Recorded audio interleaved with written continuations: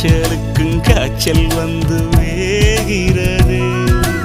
என்னை திரியாக்கி உன்னில் விளக்கேற்றி என்னாலும் காத்திருப்பேன். அழகூரில் புத்தவளி என்னை அடியோடு சாய்த்தவளே.